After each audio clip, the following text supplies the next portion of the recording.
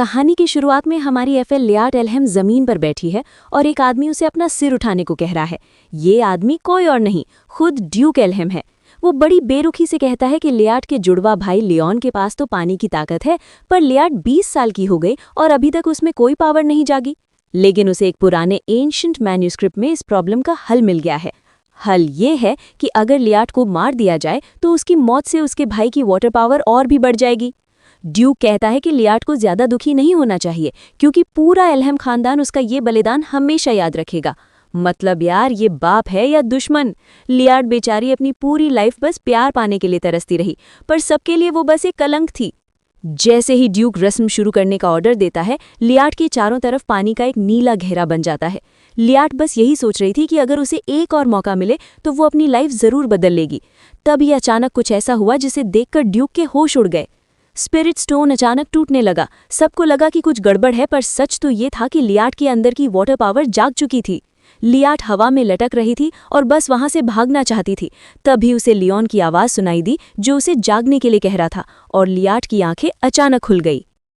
लियाट हड़बड़ाकर उठी। उसने आसपास देखा तो वो हैरान रह गई। ये तो वही कमरा था जो उसकी फांसी वाली सुबह जलकर राख हो गया था। उसे लगा ये कोई सपना है, पर तभी लियोन कमरे में आता है और उसका हाल पूछता है। लियाट एकदम टेंस हो गई। लियोन उसका हाथ पकड़कर बड़ी टॉक्सिक बातें करने लगा कि तुम्हारी वजह से मेरे सारे प्लान्स फेल हो गए और तुम मुझे बहुत इरिटेट करती हो। लियाट को सब याद आ गया। ये तो ठीक 3 साल पहले वाला दिन है। उस दिन लियाट ने लियोन को कातिलों से बचाया था और खुद बेहोश हो गई थी। उसे रियलाइज हुआ कि वो पास्ट में वापस आ गई है। इस बार लियाट ने बिना डरे अपना हाथ झटक दिया और कह दिया, तुम भी मुझे बहुत इरिटेट करते हो लियोन, और फिक्र मत करो, मैं दोबारा तुम्हें बचाने जैसी बेवकूफ़ी नहीं करूंगी। लियोन तो जैसे शॉक में ही चला गया। तभी लियोनेल कमरे में आता है और लियोन को बुलाता है, क्योंकि स्पिरिट स्टोन चमकने लगा था। लियोन के जाने के बाद लियाट अकेले में अपनी ताकत चेक करती है। वो जैसे ही हाथ घुमाती है, उसके हाथों के बीच एक वाटर बॉल बन जाता है। लियाट बहुत खुश हो जाती है। उसे समझ आ गया कि फांसी के वक्त उस पत्थर की एनर्जी उसके अंदर आ गई थी। उसने ठान लिया कि चाहे जो हो, इस बार वो इस नर्क जैसे एल्हम खानदान को छोड़कर चली जाएगी। दूसरी तरफ एक कैरेज में एक नाइट और एक यंग जेंटलमैन कहीं जा रहे हैं। उस यंग आदमी की आंखों में कोई बहुत ही डरावना कर्स है, जिसकी वजह से उसे कुछ दिखाई नहीं दे रहा। वो नाइट कहता है कि शायद ये श्राप कभी नहीं टूटेगा, क्योंकि इसे सिर्फ कोई वाटर अवेकन ही ठीक कर सकता है। वो आदमी कहता है कि अगर एल्हम फैमिली ने उसकी मदद नहीं की तो वो उनके सारे काले चिट्ठे खोल देगा। कहानी वहीं से शुरू होती है जहां नाइट खिड़की की तरफ देखता है और बताता है कि शाही परिवार यानी इंपीरियल फैमिली ने गिफ्ट भेजा है। पर हमारा यंग हीरो मिखाइल एकदम नो नॉनसेंस बंदा है। वो कहता है कि ये गिफ्ट वापस कर दो, क्योंकि ये लोग हमेशा ऐसा ही दिखावा करते हैं। तभी नाइट पूछता है, सर, अगर कोई ऐसा मिल जाए जो आपका ये कर्स हटा सके तो आप क्या करेंगे? मिखाइल अपनी चमकती आंखों के साथ कहता है, मैं अपने बचाने वाले को वो सब दूंगा जो वो मांगेगा, उसके दुश्मनों को खत्म कर दूंगा और इंसाफ करूंगा। आखिर ये बर्च खानदान का असूल है और वो इसे कभी नहीं तोड़ेगा। अब मिखाइल पहुंचता है ड्यूक के ऑफिस में। ड्यूक उसे देखते ही चिढ़ जाता है और पूछता है कि यहाँ क्यों आए हो। मिखाइल बड़े स्वैग में कहता है, अगर आपको मेरा आना पसंद नहीं आया तो आप मुझे अभी बाहर निकाल सकते हैं। पर फिर वो एक लिफाफा निकालता है जिसमें सम्राट और मंदिर की परमिशन थी। अब चाहकर भी ड्यूक उसे बाहर नहीं निकाल सकता था। ड्यूक को शक हो रहा था कि मिखाइल उसे धोखा दे रहा है। मिखाइल उसकी शक्ल देखकर टोक देता है, आप ऐसे क्यों देख रहे हैं, जैसे आप बर्च फैमिली की पावर से डर गए हो। खैर, काम की बात पर आते हुए मिखाइल बताता है कि वो पूरी तरह अंधा हो चुका है और बड़े बड़े संत भी उसका कर्स नहीं हटा पाए। उसे किसी वाटर अवेकेंट की तलाश है जो उसकी मदद कर सके। पर ड्यूक तो ठहरा चालू। वो फौरन बहाना बना देता है कि ये काम बहुत मुश्किल है, किसी की जान भी जा सकती है, मैं किसी पर दबाव नहीं डाल सकता। वो मिखाइल को 1 महीने इंतजार करने को कहता है ताकि कोई वॉलंटियर मिल सके। मिखाइल को जवाब पसंद तो नहीं आया, पर वो चुपचाप वहां से निकल गया। बाहर आकर नाइट पूछता है कि क्या एल्हम वाले मदद करेंगे। मिखाइल कहता है, बिल्कुल नहीं, मुझे पहले से पता था।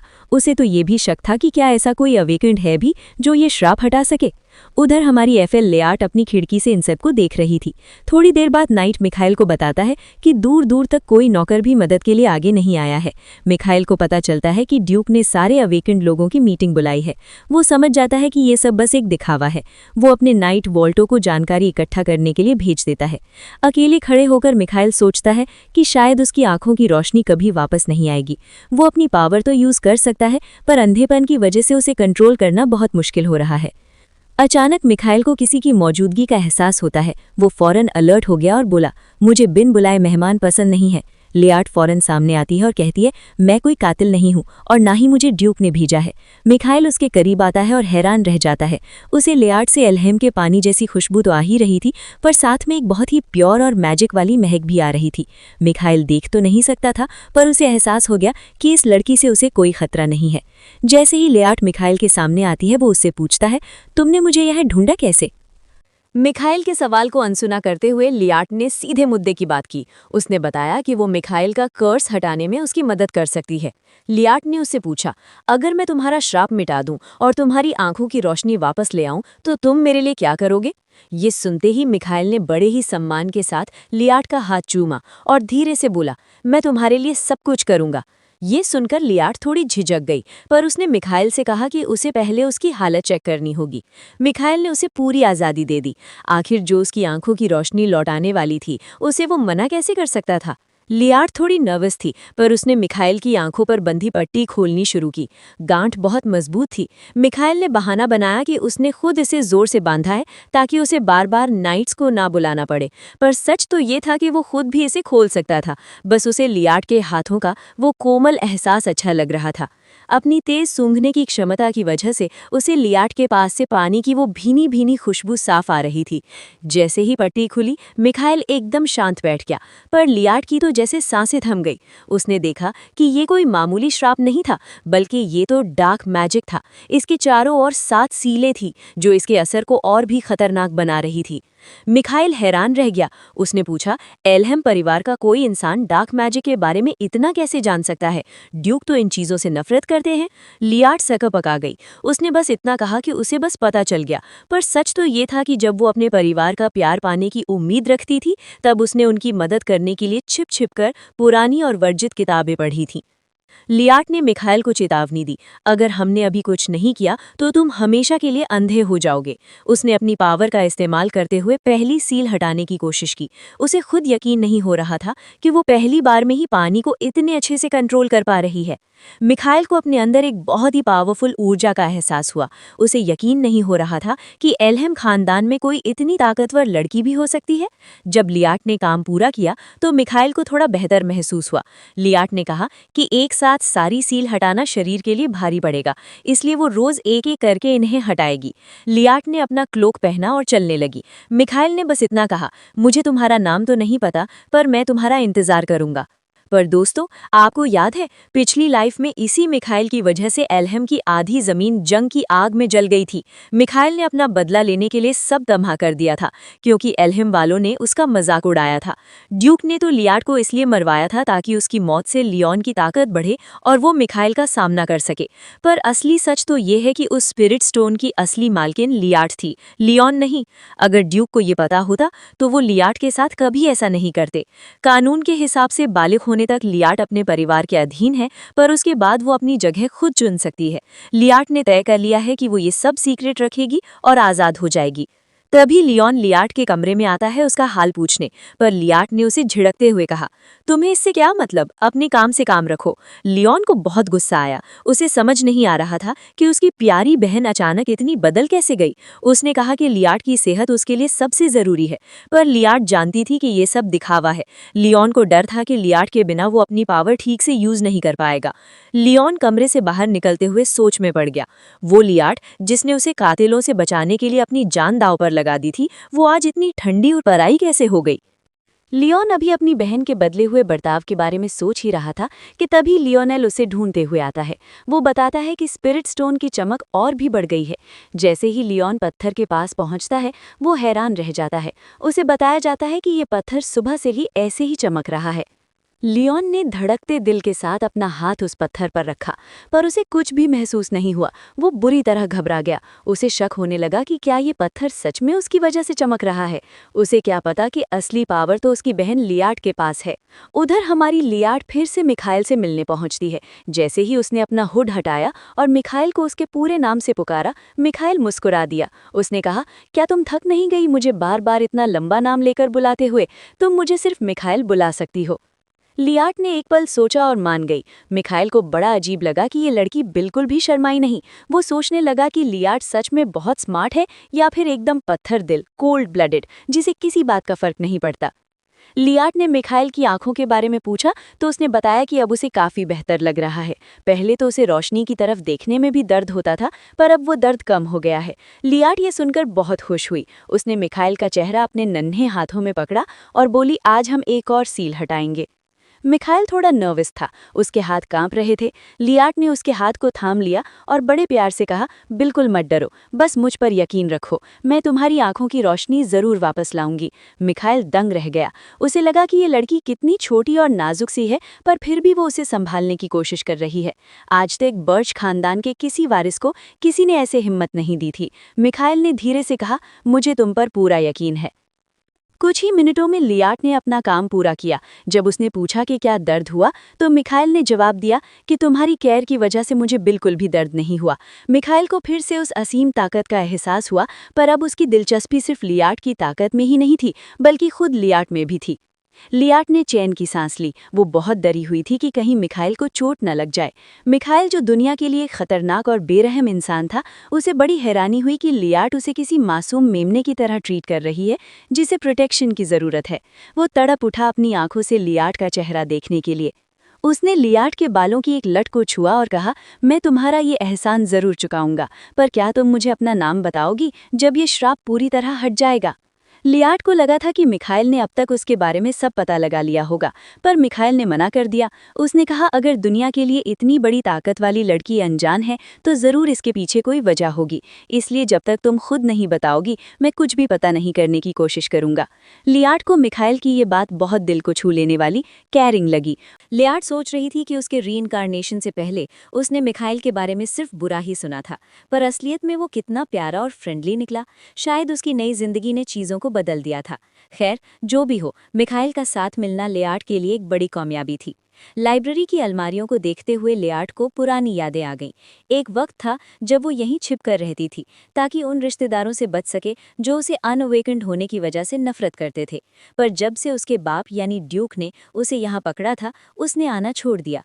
आज वो मिखाइल के लिए हीलिंग के तरीके ढूंढ रही थी, क्योंकि जैसे जैसे वो सील हटा रही थी, उसकी अपनी पावर को कंट्रोल करना मुश्किल होता जा रहा था। अचानक लियाट को अपने पीछे किसी के खड़े होने का एहसास हुआ। वो वियामिन एल्हेम था। लियोन के अलावा लियाट के 3 और बड़े भाई हैं, लियोनेल, टेंडेरियन और ये वियामिन। लियाट और वियामिन की उम्र लगभग बराबर थी, तो बचपन में वो साथ खेलते थे। वियामिन बड़ा ही डरपोक और पढ़ने का शौकीन बच्चा था। पर एक दिन सब कुछ खत्म हो गया। वियामिन अपने पिता से छिपकर वर्जित किताबें पढ़ता था। मासूम लियाट भी उसके साथ वही पढ़ने लगी, इस उम्मीद में कि शायद बिना पावर के भी वो अपनी फैमिली की मदद कर पाए। पर एक दिन ड्यूक ने उन्हें पकड़ लिया। ड्यूक गुस्से में चिल्लाया, किसकी हिम्मत हुई मेरी किताबें चुराने की? डरपोक वियामिन कांपने लगा और अपनी जान बचाने के लिए उसने लियाट की तरफ उंगली उठा दी। ड्यूक जानता था कि वियामिन झूठ बोल रहा है, पर फिर भी उसने लियाट को सजा दी, और वो भी पानी की ताकत से उसे लहूलुहान करके। तब से वियामिन ने कभी लियाट से ठीक से बात नहीं की, बस जब कोई पास नहीं होता तो मौसम का हाल पूछ लेता था। आज भी वो उसी डरपोक अंदाज में आया और पूछने लगा, लियाट कैसी हो तुम? लियाट ने उसे बुरी तरह इग्नोर किया और पलटकर पूछा, तुम्हारी हिम्मत कैसे हुई मेरे सामने आने की? रीइंकार्नेशन से पहले ये घटना लियाट के लिए एक गहरा सदमा था, पर अब मौत का सामना करने के बाद उसे कोई डर नहीं लगता। वियामिन बहाने बनाने लगा कि वो उसकी सेहत के लिए फिक्रमंद था, पर लियाट ने उसे बीच में ही रोक दिया। उसने साफ कह दिया, वियामिन, तुम सिर्फ अपने गुनाह का बोझ कम करना चाहते हो। उस दिन तुमने मुझे इसलिए फंसाया ताकि तुम ड्यूक की नज़रों में एक अच्छे बच्चे बने रहो। मुझे माफ़ी की कोई ज़रूरत नहीं है, क्योंकि मैं तुम्हें कभी माफ़ नहीं करूंगी। वियामिन ने उसका हाथ पकड़ने की कोशिश की, पर लियाट ने अपना हाथ झटक दिया और उसे हिपोक्रेट कहकर वहां से निकल गई। रात के वक्त मिखाइल अपनी जासूसी की रिपोर्ट चेक कर रहा था। उसके नाइट वॉल्टो ने कंफर्म किया कि एल्हेम में सिर्फ स्पिरिट स्टोन ही जागा है और कुछ नहीं। वॉल्टो ने बताया कि इस जानकारी के लिए उसने अपनी जान की बाजी लगा दी थी, पर उसे डर था कि मिखाइल शायद उसकी बात पर यकीन नहीं करेगा। नाइट वॉल्टो को पूरा यकीन था कि मिखाइल उसे फिर से जासूसी के लिए एल्हेम के मैंशन में भेजेगा, पर मिखाइल ने बड़े शांत अंदाज में कह दिया, कोई बात नहीं, अब इसकी ज़रूरत नहीं है। वॉल्टो तो शॉक हो गया। मिखाइल ने उसे शाबाशी दी और कहा कि अब बस अपने पिता को एक लेटर लिखो और स्पिरिट स्टोन के बारे में पूछो। वॉल्टो ने नोटिस किया कि मिखाइल के चेहरे पर एक प्यारी सी मुस्कान है। उसने पूछ ही लिया, सर आज आप बड़े अच्छे मूड में लग रहे हैं। मिखाइल ने मुस्कुराते हुए कहा, दिन खत्म हो गया है वॉल्टो, और अब लियाट के आने का वक्त हो गया है। वॉल्टो समझ गया कि मिखाइल की इस खुशी की वजह वो रहस्यमयी अवेकन्ड लड़की ही है। रात के करीब 12 बज रहे थे। मिखाइल सोफे पर बैठकर लियाट का इंतजार कर रहा था कि अचानक उसे किसी अजनबी की मौजूदगी का एहसास हुआ। वो चिढ़ गया, यार मुझे लगा था कुछ दिन सुकून से बैठूंगा, पर ये बिन बुलाए मेहमान फिर आ गए। मिखाइल समझ गया कि ये एल्हेम का काम नहीं है, बल्कि उसी का काम है जिसने उसकी आंखों को श्राप दिया था। मिखाइल लड़ने के लिए तैयार हो गया। उसने सोचा कि अपनी पावर यूज की तो एल्हेम वालों को पता चल जाएगा, और गन चलाई तो उसकी आवाज़ पूरे घर में गूंज जाएगी। इसलिए उसने अपनी खंजर यानी डैगर से ही काम तमाम करने का फैसला किया। वो लड़ते लड़ते सोच रहा था कि आखिर ये हमलावर यहाँ तक कैसे पहुंचे। ज़रूर कोई एल्हेम और बर्च फैमिली के बीच झगड़ा करवाना चाहता है। तभी लियाट की एंट्री हुई और जादुई बचाव। तभी लियाट कमरे में आने लगी। मिखाइल ने फौरन दरवाज़ा ब्लॉक कर दिया और बोला, लियाट तुम थोड़ी लेट हो गई हो, मैं अभी सफाई कर रहा हूँ, तुम ज़रा बाहर ही रुको। पर तभी अचानक सारे कातिल अपनी जगह पर जम गए। मिखाइल दंग रह गया। उसे लगा कि लियाट ने अपनी मैजिक से उन्हें रोक दिया है। लियाट अंदर आई और मिखाइल का चेहरा पकड़कर बड़ी फिक्र से पूछा, क्या तुम ठीक हो? मिखाइल मुस्कुराया तो सही, पर उसे बुरा लग रहा था कि लियाट ने ये सब देख लिया। लियाट ने नोटिस किया कि मिखाइल को एक खरोंच आई है। उसने मिखाइल के घाव को छुआ और कहा, जब ये सब सुलझ जाएगा तो मैं इसे हील कर दूंगी। मिखाइल का दिल जोर से धड़कने लगा। उसने कभी नहीं सोचा था कि खून से भरे इस कमरे में भी कोई उसकी इतनी फिक्र करेगा और उसे प्रोटेक्ट करना चाहेगा। मिखाइल ने लियाट से कहा कि वो उसके पीछे खड़ी रहे, बाकी का काम वो खुद देख लेगा। पर तभी एक खौफनाक चीज हुई। उन कातिलों के हाथ अपने आप फटने लगे और उनकी बॉडी चूरा बनकर गिरने लगी। लियाट डर गई और मिखाइल को रोक दिया। देखते ही देखते उन कातिलों के शरीर से मांस गायब हो गया और सिर्फ हड्डियां बचीं। मिखाइल को लगा कि ये लियाट ने किया है, पर लियाट खुद कंफ्यूज थी। उसने कहा, नहीं, मैंने अपनी ताकत यूज नहीं की। उसने पास जाकर देखा तो उसे लगा कि शायद ये हमलावर भी किसी श्राप के शिकार थे, पर आमतौर पर श्राप के बाद कोई पैटर्न या लेटर बचता है, यहाँ तो कुछ नहीं था। लियाट ने मिखाइल से कहा, मुझे नहीं पता ये क्या था, पर अभी मुझे यहाँ कोई जादू महसूस नहीं हो रहा। मिखाइल ने राहत की सांस ली और लियाट का शुक्रिया अदा करते हुए सोफे पर बैठ गया। लियाट ने मिखाइल को वार्न किया कि वो अपने नाइट्स को सावधानी से जांच करने को कहे, और फिर उसने मिखाइल की आंखों से अगली सील हटाने का काम शुरू किया। जैसे ही लियाट ने अपना जादू शुरू किया, मिखाइल को एहसास हुआ कि उसने अब तक 2 सील्स हटा दी हैं। अब सिर्फ 5 बची थी और मिखाइल का दिल चाह रहा था कि काश वक्त यहीं रुक जाए। उधर उन कातिलों को भेजने वाला मास्टरमाइंड कोई और नहीं बल्कि क्राउन प्रिंस लूकस फ्रांस है। वो उन हड्डियों को देखकर बड़े ठंडे अंदाज में बोला, मुझे पता था ये कठपुतली अपना शेप ज्यादा देर तक नहीं रख पाएंगी। उसने अपने असिस्टेंट से कहा कि इन अवशेषों को फेंक दो। लूकस का प्लान एकदम क्लियर है। वो चाहता है कि ड्यूक बर्च और ड्यूक एल्हेम एक दूसरे पर शक करें और आपस में लड़ें। जब उसका असिस्टेंट मिखाइल के बारे में पूछता है तो लूकस कहता है कि उसे फिक्र करने की जरूरत नहीं है। उसे पूरा यकीन है कि उसने जो प्राचीन डार्क शराब मिखाइल पर लगाया है, उसे एल्हेम की शक्तियां इतनी आसानी से नहीं हटा पाएंगी। लूकस को लगता है कि अगर कोई ये कर सकता है तो वो शायद लियोन है, पर उसे क्या पता कि असली खिलाड़ी तो कोई और ही है। एल्हेम में ड्यूक अपने बेटों से स्पिरिट स्टोन का हाल पूछ रहे हैं। लियोनेल बड़े गर्व से बताता है कि पत्थर अब नीले रंग में चमक रहा है और किसी धड़कन की तरह धड़क रहा है। उसे पूरा यकीन है कि ये सब लियोन की वजह से हो रहा है, पर लियोन का दिमाग तो कहीं और ही है। वो सोच रहा है कि लियाट को क्या हो गया है। उसने मेड से भी पूछा था कि क्या लियाट उसे ढूंढ रही थी, पर जवाब मिला नहीं, उन्होंने आपके बारे में एक शब्द भी नहीं पूछा। लियोन को समझ नहीं आ रहा कि उसकी सीधी साधी बहन इतनी बदल कैसे गई। तभी ड्यूक ने उसे टोका और याद दिलाया कि वो जल्द ही बालिग होने वाला है, तो उसे शादी कर लेनी चाहिए। लियोनेल ने क्राउन प्रिंस का लेटर दिखाया और सजेस्ट किया कि लियोन को प्रिंसेस निनियन से सगाई कर लेनी चाहिए। लियोन ने बेरुखी से हाँ कर दी। उसे लगा कि निनियन तो उसे बचपन से ही पसंद करती है, तो उसके साथ डील करना आसान होगा, पर उसका मन फिर भी लियाट की तरफ ही भाग रहा था। ड्यूक ने डिसाइड किया है कि मिखाइल बर्च के स्वागत में एक बहुत बड़ा जश्न मनाया जाएगा। रात को एक आलीशान बैंकेट होगा और दिन में शिकार का कंपटीशन। इसी बहाने शाही परिवार को भी बुलाया जाएगा। वक्त गुजरता गया और अब मिखाइल की 7 में से सिर्फ 2 सील्स हटानी बाकी थी। अगले दिन लियाट फिर मिखाइल के पास पहुंची। उसने पट्टी हटाते हुए मिखाइल को वार्न किया, आज वाली सील हटाना थोड़ा मुश्किल होगा और इसमें थोड़ा वक्त लगेगा। मिखाइल ने मुस्कुराते हुए कहा, कोई बात नहीं, तुम आराम से करो, मुझे कोई जल्दी नहीं है। मिखाइल को वो बात याद आई जब उसने वॉल्टो को बताया था कि अब उसे धुंधली शेप्स और कलर्स दिखने लगे हैं। वॉल्टो खुश था, पर उसे फिक्र भी थी। उसने पूछा, सर, शिकार के कंपटीशन में उन कातिलों का सामना करना क्या आपके लिए मुश्किल नहीं होगा? मिखाइल जानता था कि ड्यूक एल्हेम उसे पसंद नहीं करते, पर एक अंधे इंसान के स्वागत के लिए शिकार का कंपटीशन रखना, ये तो सरासर बेइज्जती थी। पर मिखाइल को ये सब मजाक लग रहा था। उसने मन ही मन ठान लिया था कि एक दिन वो इस ड्यूक को बर्बाद कर देगा, पर अभी के लिए वो इसे बस अपना एंटरटेनमेंट मान रहा था। जब लियार्ड मिखाइल की सील हटा रही थी, अचानक मिखाइल को कुछ अजीब सा एहसास हुआ। धीरे धीरे सब कुछ साफ होने लगा। धुंध छट गई और रोशनी उसकी आंखों में समा गई। उसे यकीन हो गया कि श्राप पूरी तरह हट चुका है। तभी लियार्ड, जो अब मिखाइल को एकदम साफ दिख रही थी, उसने बड़ी मासूमियत से पूछा, मिखाइल, क्या तुम मुझे देख पा रहे हो? मिखाइल तो जैसे पत्थर बन गया। वो शौक में था और उसे अपनी आंखों पर यकीन नहीं हो रहा था। लियार्ड थोड़ी नर्वस होकर बोली, मैंने बहुत कोशिश की, पर मुझे पक्का नहीं पता था कि ये काम करेगा या नहीं। मिखाइल ने कोई जवाब नहीं दिया, वो बस उसे देखता रहा। मिखाइल ने लियार्ड को बताया कि बर्च खानदान इन छोटी चिड़ियों का इस्तेमाल अपनी बात पहुंचाने के लिए करता है। लियार्ड में एक चिड़िया को अपने हाथ पर बिठाया और मुस्कुराते हुए कहा, हाँ, मुझे ये बहुत पसंद आई। मिखाइल ने उसकी खुशी देखकर पूछा, तुम इस नर्क जैसे घर को कब छोड़ना चाहती हो? अगर तुम कहो तो हम अभी यहाँ से भाग सकते हैं। पर लियार्ड समझदार थी।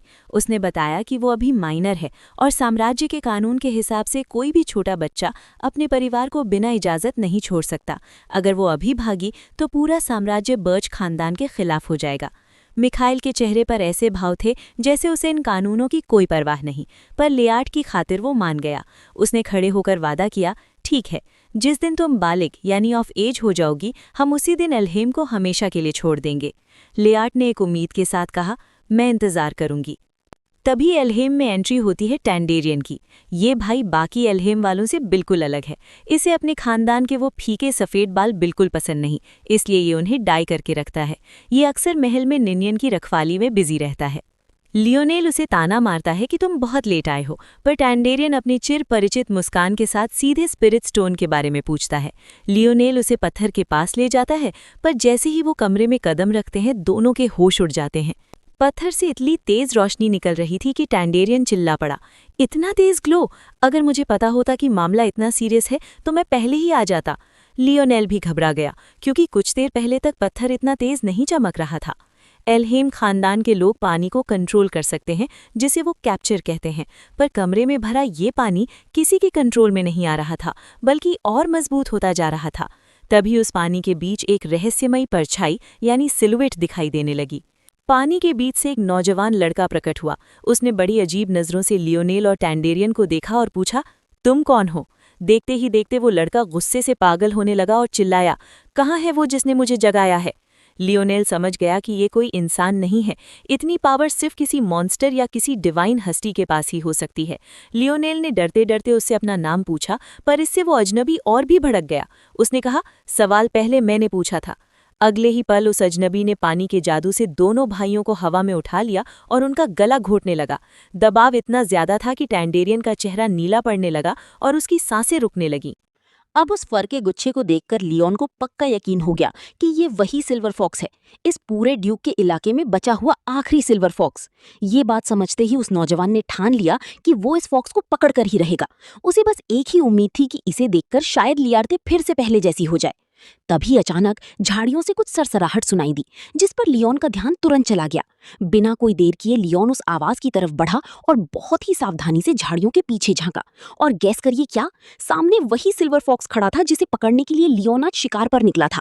उस जानवर को देखते ही लियोन की खुशी का ठिकाना नहीं रहा और वो उसके पास जाने ही वाला था। लेकिन तभी अचानक एक जोरदार गोली चलने की आवाज आई। बेचारी फॉक्स डर के मारी चिल्लाई और वहां से भागना चाहा, पर अगले ही सेकंड वो मासूम जानवर सीधा जमीन पर गिर पड़ा। ये सब देखकर लियोन के तो होश ही उड़ गए। उसे लगा कि शायद उसका टारगेट मारा गया है, लेकिन जब उसने पास जाकर ध्यान से देखा तो लियोन को समझ आया कि फॉक्स मरी नहीं है। वो तो बस उस गोली की आवाज से इतनी ज्यादा डर गई थी कि बेहोश हो गई है। पर तभी वहां एक दूसरा इंसान उस जानवर के पास आया, जिसे देखकर लियोन सन्न रह गया। उसे वहां देखकर लियोन के चेहरे पर गुस्सा आ गया और उसने सीधे उससे पूछा कि आखिर वो यहाँ कर क्या रहा है। वो कोई और नहीं बल्कि मिकाइल था, जिसने पहले ही उस फॉक्स को उठा लिया था। लियोन को देखकर उसने बड़े आराम से पूछा कि भाई प्रॉब्लम क्या है। अपनी बात जारी रखते हुए मिकाइल ने ताना मारा कि लियोन की हंटिंग स्किल्स बस इतनी ही है, देखो मैंने उससे कहीं बेहतर करके दिखाया। इसके बाद मिकाइल वहां से जाने लगा, पर जाते जाते उसने एक चेतावनी भी दे डाली। उसने कहा कि अगली बार से थोड़ा आगे की सोच कर चलना, क्योंकि तुम्हें पता भी नहीं चलेगा कि कब कौन सी चीज तुम्हारे हाथ से फिर से छीन ली जाए। उधर दूसरी तरफ हमारी एफएल यानी लियाटे अपने कमरे में बैठी अपने भाई के दिए हुए गिफ्ट के बारे में सोच रही थी। दरअसल लियांड उसके लिए बैंक्वेट में पहनने के लिए एक बहुत ही प्यारी ड्रेस लाया था, पर लियाटे ने तो अभी तक बॉक्स को खोलकर देखा भी नहीं था। अपनी पिछली लाइफ में बेचारी के पास कभी कोई ढंग की फॉर्मल ड्रेस नहीं थी, पर इस रीइंकार्नेशन के बाद तो सच में बहुत कुछ बदल गया था। लियाटे को समझ नहीं आ रहा था कि आखिर ये सब हो क्या रहा है, क्योंकि ऐसा पहले कभी नहीं हुआ था। इसका मतलब साफ था कि अब फ्यूचर बदल चुका है। जब उसने बॉक्स खोला तो देखा कि ड्रेस वाकई बहुत खूबसूरत थी, पर उसे लगा कि अगर पुरानी वाली लियाटे होती तो क्या उसे ये बदल ना आती। शीशे में खुद को देखते हुए उसे अपने बिखरे बाल और वो पुरानी ग्रे ड्रेस दिखाई दी। फिर उसे एहसास हुआ कि पुरानी लियाटे को इस बात का कोई मलाल नहीं होता, और ये सोचकर उसे हंसी आ गई। अब वो अपनी लाइफ और अपना फ्यूचर खुद अपने दम पर लिखेगी। शिकार खत्म होने के बाद शाम का वक्त हुआ और सारे मेहमान पैलेस पहुंचने लगे। निमियन अपनी बग्गी से उतरते ही लियोन को देखकर हाथ हिलाने लगी और उसे जोर जोर से आवाजें देने लगी। फिर राजकुमारी लियोन के पास आई और बड़े प्यार से उसका हाथ थामकर बोली कि हम कितने टाइम बाद मिल रहे हैं ना। लियोन भी मुस्कुराया और खुशी खुशी उसे ग्रीट किया। फिर उसने ल्यूकस की तरफ देखकर उसे वहां आने के लिए थैंक्स कहा। अंदर बॉल का माहौल एकदम जम चुका था और सब खूब एंजॉय कर रहे थे। ये लोग भी ज्यादा देर बाहर नहीं रुके और पार्टी ज्वाइन कर ली। निमियन को देखते ही टंडेरियन और बाकी भाइयों ने टोकना शुरू कर दिया कि उसने उन्हें तो ग्रीट किया नहीं और सीधा लियोन के पास चिपक गई। निमियन ने उनकी बातों को इग्नोर किया और उल्टा उन्हें ही सुना दिया कि ये लोग उन पर बिल्कुल सूट नहीं कर। राजकुमारी ने लूकस के पास जाकर धीरे से कहा कि आज लियोन का मूड कुछ ठीक नहीं लग रहा। आखिर उसने बस इतना ही तो पूछा था कि क्या उसकी बहन आएगी, क्योंकि उसे वो बहुत खूबसूरत लगती है और वो उससे दोस्ती करना चाहती थी। पर ये सुनते ही लियोन एकदम उदास हो गया। लूकस ने कुछ कहा तो नहीं, पर मनी मन सोचा कि यही तो वजह है कि ड्यूक बेचारी लियाटे से इतनी नफरत करता है।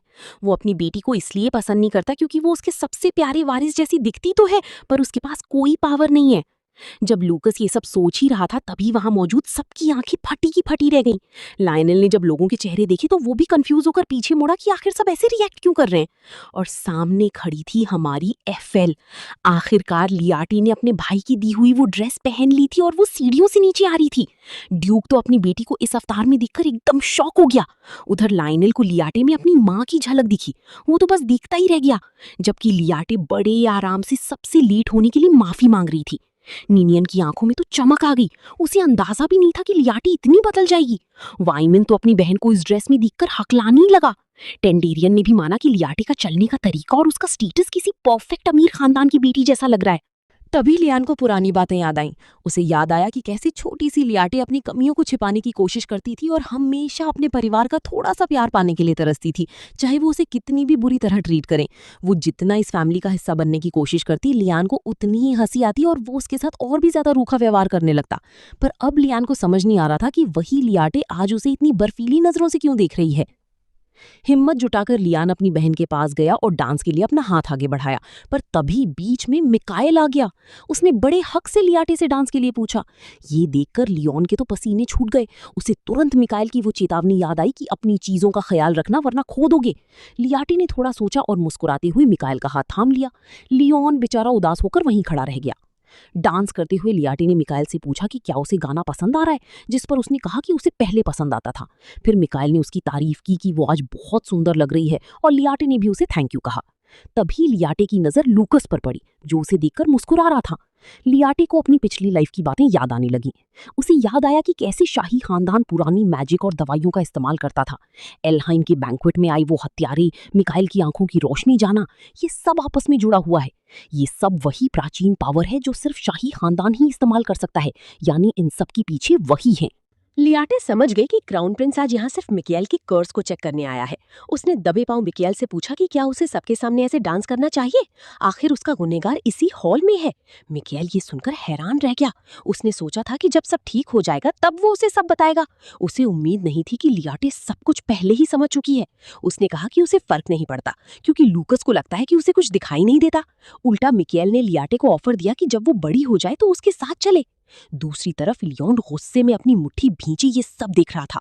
उसने मन ही मन फैसला कर लिया कि वो लियाटे को कभी एल्हाइम से दूर नहीं जाने देगा।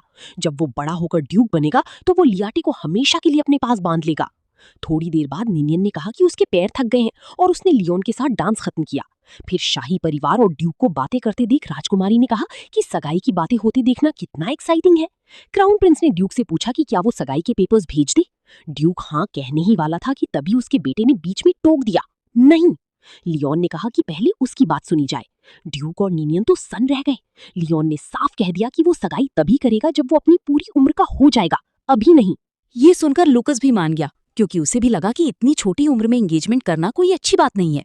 उसने ड्यूक से कहा कि आपका छोटा बेटा तो वाकई बहुत समझदार और सुलझा हुआ है। ड्यूक ने भी बात संभालते हुए कहा कि लियोन दरअसल राजकुमारी का बहुत ख्याल रखता है। उधर लियोन और राजकुमारी वहां से निकल पड़े, क्योंकि उन्हें ये सब और नहीं सुनना था। निनियन ने लियोन का हाथ पकड़कर उसे थैंक्स कहा कि उसने ये सब उसके लिए किया, पर सच तो ये था कि लियोन के दिमाग में राजकुमारी के लिए ऐसा कुछ नहीं था। वो तो बस इस बात से खुश था कि सब उसे गलत समझ रहे हैं। लियोन के लिए सबसे जरूरी था कि उसका कमिंग ऑफ एज फंक्शन जल्दी से हो जाए, क्योंकि एल्हाइम खानदान में सिर्फ पानी की पावर्स को ही सब कुछ माना जाता है और लियोन इस वक्त सबसे स्ट्रॉन्ग अवेकेंड है, तो वही अगला वारिस बनेगा और फिर वो अपनी पावर का इस्तेमाल करके लियाटे को यहाँ से भागने से रोक लेगा। अगले दिन हमारी एफएल एक कमरे में खड़ी उसे गौर से दिख रही थी। वहां पड़े पियानो के पास से गुजरते हुए उसे याद आया कि वो इस कमरे में बहुत वक्त बाद आई है। यही वो जगह थी जहां ड्यूक बच्चों की परवरिश करते थे। लियाटे को तुरंत वो पल याद आ गए जब उसके पिता उसे यहाँ बुलाकर बेदर्दी से मारा करते थे। वो अभी यादों में खोई ही थी कि अचानक ड्यूक अंदर आ गई। बिना किसी भूमिका के उन्होंने सीधे मुद्दे की बात की।